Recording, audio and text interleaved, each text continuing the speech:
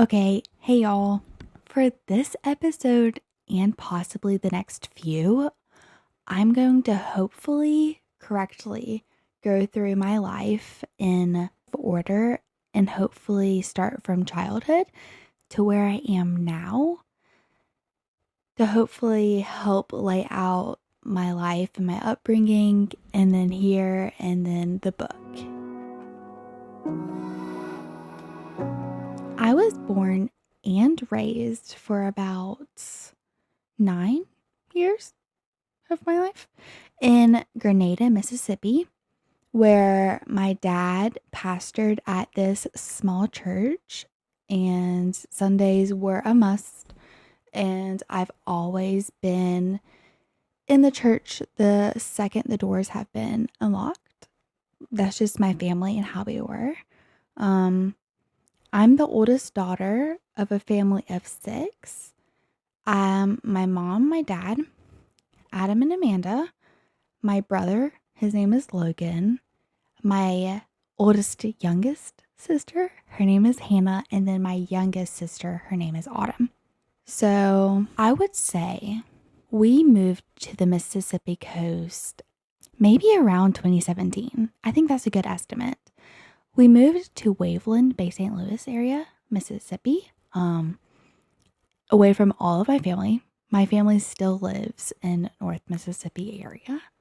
And we go up and we visit, and it's totally okay. But that definitely was a whole faith journey that my parents endured and experienced moving that far away from family, just up and going. And I learned about Jesus before I learned my multiplication tables, before I knew how to read. I just knew of him and that he loved us and that we were Christians. And that was that. Like, that was my only option in life. And I was like, yes, this is great. My family loves Jesus. I love Jesus. And that's saying something that I knew about him so early on. And I didn't understand how special that was at the time until I kind of grew up and I looked around and I knew that other people weren't as blessed and they had to come and learn Jesus themselves. But yeah, I learned Jesus before I learned my multiplication tables. And that's kind of saying something considering I was homeschooled for most of my childhood. I could quote scripture long before I even understood suffering and what it meant. Sometimes I knew physical pain. Of course, I scraped my knee and like slammed my fingers and stumped my toes, but the kind of pain that rewires your heart, I didn't fully understand yet. Church was constant. Sundays, Wednesdays, potlucks, meetings. I could confidently say my childhood smelt like the old hymns and the wooden pews with the visual of the red carpet and, the double door opening up to the big church, the sanctuary, big church, still big church to me. That's very nostalgic to me. And honestly, the Lord's presence was steady in my home long before I knew how desperately I would need it. I wouldn't change that foundation for anything. My family at the time actually lived in the pastorium right next door. And so it was very easy and very convenient to always be at the church. And honestly, those habits that my parents drilled into me from the very start of my life, still I'm trying to be at the church as much as possible and helping out as much as possible. And it's kind of like the good habits that they set for me is kind of now my morals that I just think about. That's an obvious must. Now, life was definitely still lifing and having hard times. And as a child, I totally didn't understand anything really that went about anything except my interests like Disney princesses, Hannah Montana, all of these things. My parents definitely did have to see some sacrifices. And looking back now, I see that like my dad, the late nights finishing sermons, the early mornings, the quiet prayers, and my mom like literally keeping us kids happy and steady all day, every day, especially when we became homeschooled. As a pastor's child, you hear a lot of chatter from all around about the pressure that kids have growing up in a role as such. I'm very thankful that I get to say that I grew up with so much joy. Like, I never had a worry, and my parents protected me from all of the worries that were going on in life.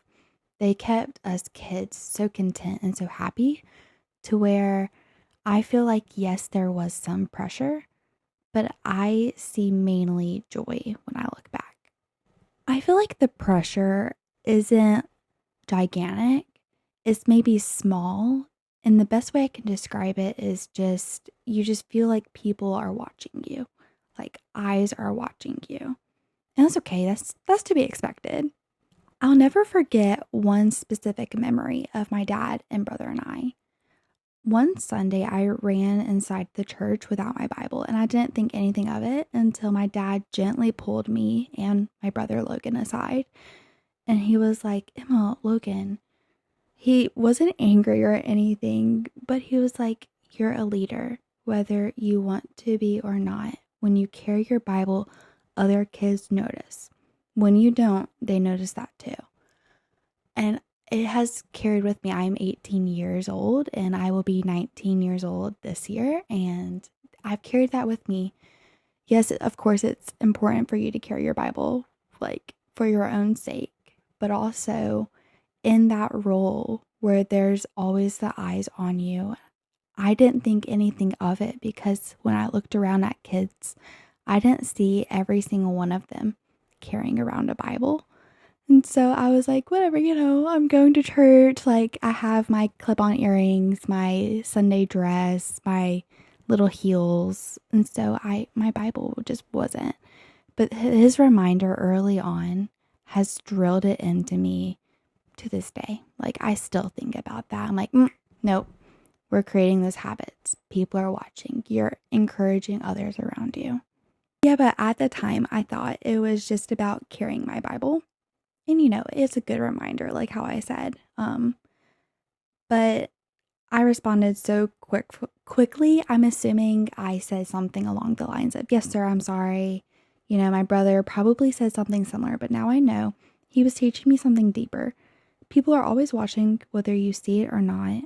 Your life is a testimony, whether you speak it or not. There's so many lessons and so many memories I've learned through experiences like that, where we basically lived at the church, and I didn't hate it at all. Like, I knew nothing else but that, and so it just felt like home. I feel like I can confidently say the habits my parents drilled into me and the knowledge that I was given so early on, faith became a little bit more personal to me, even at that young of age. God wasn't just a name in a sermon, but someone who felt real, even though I couldn't see him. My parents would tell me, okay, y'all. I had night terrors every night, and it was insane on my parents. I just know it was because I was that little girl laying down for bed. I need water. I need water. I need a story. I need you to sing to me. And then I'd finally go to sleep. And then they'd finally go to sleep. And then I would wake up with a night terror and sneak in their bedroom and be like, can I come sleep with y'all in here? Even in those nights, though, my dad, sometimes he would let me. Because I would normally, I can't remember actually. I would probably go to my mom's side the most. And I'd be like, wake up. Or my dad, I'd be like, wake up. I'm like, can you come lay with me or can I come lay with y'all? And 9 times out of 10, honestly, at the beginning of it, they would let me come lay with them. As I started to grow up, they would come, my dad especially, he would come and he would lay me back down in my bed and he'd be like, why are you scared? And talking me through it. And then normally it would end up singing You Are My Sunshine together, or God is Bigger Than the Boogeyman from VeggieTales, if anybody knows that. That's a shameless plug. But that's kind of been my whole life. Music has always kind of calmed me down, or I've always kind of favored music. Especially with this whole faith building relationship with God and I didn't understand really how to pray lengthy prayers in my head. All I knew was let's sing the song. And that kind of eased my mind and heart. So to sum it up, I believed in God before I even knew what belief meant. I knew Jesus died for my sins. Yeah, I knew that one. I knew it was more familiar than even the ABCs, but looking back, I really didn't understand sin or grace or surrender because I was only 6. I knew how to act like a Christian before I knew how to actually be one. And that's okay. Like I said, I was only 6. I could not be perfect. But at the time, I didn't know that faith without a heart behind it was just a performance. And back then, I was good at performing. That kind of carried on into the next several years where I saw my brother being baptized. And I was like, whoa, bro. He's being baptized. I'm going to be baptized because I love Jesus too. And he says he loves Jesus. So perfect. And my parents took me seriously. And they sat me down and they were like, okay, like, you want to be baptized? Like, you gave Jesus your heart? Like, talking me through this. And I was like, yes, yes, yes. Because I knew knowledge, but I didn't understand the faith of it, possibly. It was honestly a decision that I was like, yes, I am 6 years old. I've got this. My parents sat down, my brother, they sat me down. He got baptized. I got baptized. Like, this is great.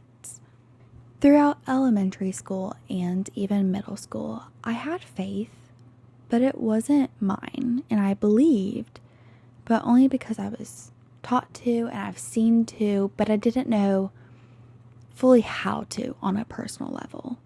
So I jumped the gun a little bit earlier when I mentioned that we moved all the way to the Mississippi Gulf Coast. I used to think that faith meant believing in God only. I didn't know that it also meant packing your whole life and also your boxes and driving and your family and all of that. I didn't know that's what that could look like as well. So my family packed up, and it was a whole leap of faith of my parents' end where they just had to trust that it was going to be okay. And you know me and my little heart, I was excited. So 2017 me, I'm like, yes, let's go for this adventure and this surprise. Because my parents, they were like, yes, we're going to move. It's going to be great. And they introduced it to us so excitably.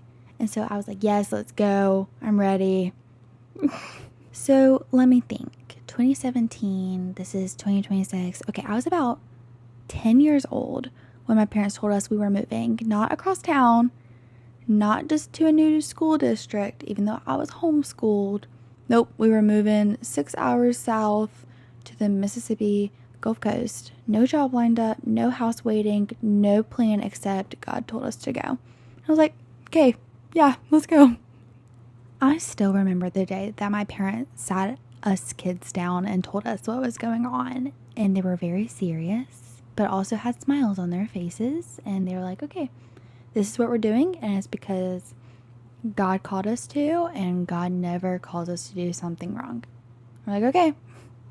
Yes, I was very excited, but towards the end of it, up to the move, I am seeing tears around me of loved ones and church members. You know, it's sad. You're moving away, you know. You don't get to see them every week, a few times a week. And so, honestly, it was starting to set in with me. I didn't know whether to cry or smile because I didn't know how I felt about leaving all of my friends in Grenada and my family and my grandparents and my church that was basically my home. And so it was starting to set in. But for the most part, I was excited. I felt like it was an adventure, like we were stepping into some story that God was writing, and then we were finally turning the page, you know. I was young enough to feel brave and old enough to feel the weight of it all. I didn't understand everything, but I trust my parents, and so I trusted God too, even with the questions still in my heart and telling people we were moving because God told us. It was interesting. Some people were very supportive and some people were very confused, and some just flat out didn't get it and definitely let us know that. And it didn't make sense logically why we were leaving the church my dad pastored, the people that loved us, a town where we were planted in.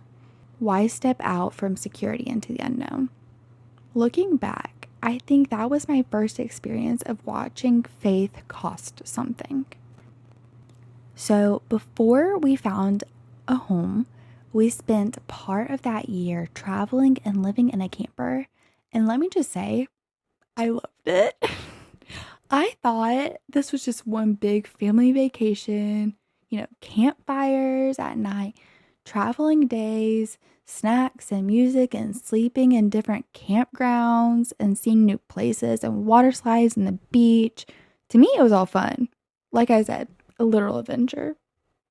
Now, I should have learned early on, or more early on than I did, to read the room and be observant, because I didn't realize that behind the smiles, my parents were probably exhausted and looking for new jobs and trying to find a house and navigating huge life changes while having faith for our family of 5. And that was just them, protecting our childhood from the weight that they carried. They made it feel like joy and not like a struggle. So, like I mentioned before, we made it to the Mississippi Gulf Coast in Waveland, Mississippi, where we found a house. And we were quite literally a few miles from the beach, and the air smelled like salt, and it was not dry. And we all got so excited to pick out our rooms in the house. But here's the thing, change reveals your heart. And this move and this so-called leap of faith was only the beginning of what God was preparing for me. I didn't know it then, but God was about to shake everything I thought I understood about faith and salvation and who He was to me. So my story and faith didn't fall apart here. It kind of started here, because sometimes God has to move you before you can get reached. For me, I had to have eye-opening moments. One of my biggest eye-opening moments was the passing and murder of my grandmother. And this is my mother's mom. She was amazing and the godliest woman I had and have ever known. And I still think about her, every day. And she's still a role model in my life. Looking back and seeing her habits and seeing how she carried herself is still very special to me. So we called her Nani. The day she died felt like any other day. I was helping my dad when suddenly we heard my mom scream from the garage. Not the kind of scream you hear when somebody drops a dish or sees a spider. This was like a scream from her gut. My dad and we were outside because a storm previously came and a little part of our house was like falling off. And so we were going to fix it. My dad and I froze. Then we ran. The garage door was closed, so he ran all the way through the house to the back of the house to the garage door, opened that garage door from the inside and was like, yo, what's wrong? Of course, I have always been in everybody's business since day one, and this scream, I was like, I have to see what's going on. So before we could even ask her what happened, she was already distraught, crying, phone still in her hand. I'll never forget the look on her face, the shock and the horror, like someone had reached inside her chest and ripped out her heart right in front of her. All I remember hearing from my mom, and most of this is probably blocked out from trauma, I hear her say, they said she didn't make it. And then she cried. Wasn't able to form any more words. Then I felt my body go cold. I stood there, still and silent, waiting for somebody to tell me I misheard or misunderstood, waiting for somebody to fix it, or waiting for somebody to be like, oh, Emma, nope, actually. because in my life already, I did experience a few family members passing. And so I kind of was like, oh, I know this feeling, like this isn't a good feeling. Then before I know it, my mom says the words out loud. It was Nani. My knees felt weak, my chest hurt, I couldn't breathe, tears came fast and heavy. I didn't want to believe it. I couldn't. I kept thinking that something was wrong, somebody made a mistake. She was fine just the other day. She was okay and she was supposed to be okay. And then it kind of shattered me. We found out how she died. And this isn't for the softest of hearts, but she was attacked, not just attacked, but her death was due to her neighbor's dogs. So she was mauled, and that sentence didn't even feel real. I was deeply confused, and it felt cruel to say. It felt even crueler to believe.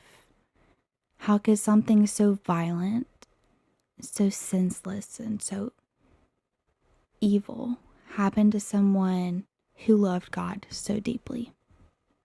I can't really explain it, but I was numb right after I experienced all of those emotions. That very same day, we are packing our bags and we are going to go to Grenada.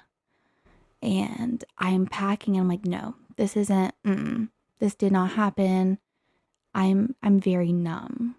And then I cried until there were no more tears. And then I got angry. And then I felt sick. Then I felt empty. Those are kind of the stages that I can remember. Grief didn't come in waves. It kind of came in pushes for me. Like over and over again. And sometimes, somewhere in all of that pain, I started asking God questions I never thought I would ask. Like, why? Where were you? How could you let this happen to her? I've never felt so confused about God before since then. Like, before that time, I never questioned God like this. I had grown up in a church and I knew the right answers and I knew God was supposed to be good and I knew he had a plan and I knew he loved us. But that didn't feel true on this day. This day, my faith cracked open. Like you literally stepped on an egg and is obliterated. And everything inside me poured out. So I was definitely mad at God. Grief had its way of cracking me open and suddenly and violently without warning me. That breaking moment came January 9th, 2019.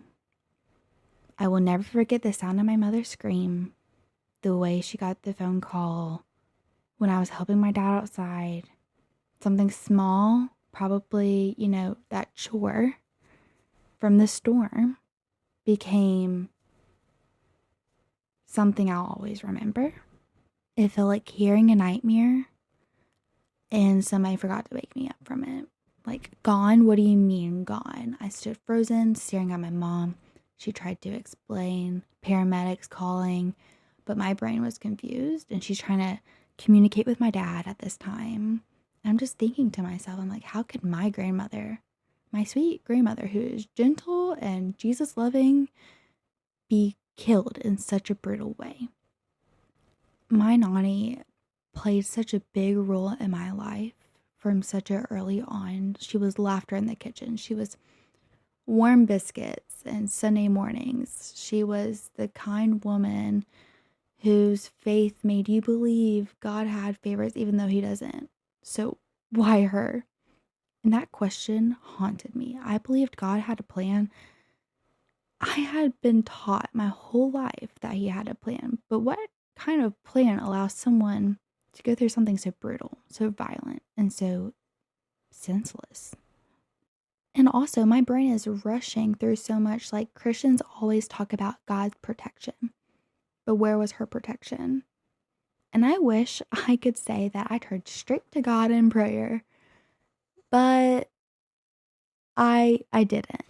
I let my faith go into this storm where I was mad and not confused, mainly just angry and that I didn't understood, and angry that people tried to comfort me but couldn't actually make me feel better, and they meant well, of course. I'm forever thankful for them. But I was just spiraling, and their words just felt so empty in my heart because it wasn't going to fix anything. All I wanted was my grandmother back. And so, underneath it all, I felt guilty for being angry at God, being a pastor's kid, mad at God, a Christian girl, questioning God. The church girl stopped praying because she didn't know what to say anymore. Yeah, that was what I was going through. But, this is where I learned something no sermon had ever taught me. You can love God and still feel wounded by him, and you can believe in him and still question him. Faith doesn't always look like you raise your hands in worship, but sometimes it looks like silence, sometimes it looks like tears, and sometimes it looks like just saying, God, I don't understand what you're doing right now.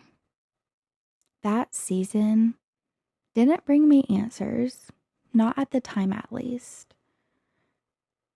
There's no breaking through that moment, no inspirational healing story, just grief and just questions and just me trying to breathe through the days that suddenly felt heavier. I didn't lose my faith, but I did lose my footing. And for a long time, I lived there unsteady and hurting and still trying to find God in the dark. I feel like it took me over a year to find real salvation and when my faith becomes personal. Even though I did have joyous moments like friend hanging out with me, sleepovers, church, and everything that came with it. But there was always that lingering darkness. And that's just the best way I can describe it. So it's now May 5th, 2019, and like any other Sunday, we're at church, and this is where I had my first Jesus encounter, I would first say, on my own, like my very first. The invitation was playing, and then my heart begins to race, and my nerves, undeniable presence of the Lord. I literally glance at my mom, and then the look in her eyes, like she knew too. Like she didn't need words. She just knew it was happening. So I walked down the aisle with my mom beside me, and one thought flashed through my mind really quickly. What will people say? I've already been baptized. But that fear vanished almost instantly. Every doubt, every worry, every lingering hesitation. I had shaky hands. I'd carried since 2014. This moment felt unreal, and it was mine, and it was true this time. So I walked to the youth pastor, and he announced my decision, and everyone was so happy. I was so happy. I was sitting in that big tub of water the Sunday I got baptized again, and I felt peace I had never known. It wasn't the water. It was that I actually followed through, and this time was real. It wasn't routine or the comfort of looking like a Christian or doing the right things. It was something deeper, a fullness, a surrender, a knowing God. And God was truly in me, and I was with him. Like, that was my reassurance that felt so special. The difference between this and 2014 was undeniable. Back when I thought I was saved, this time I knew.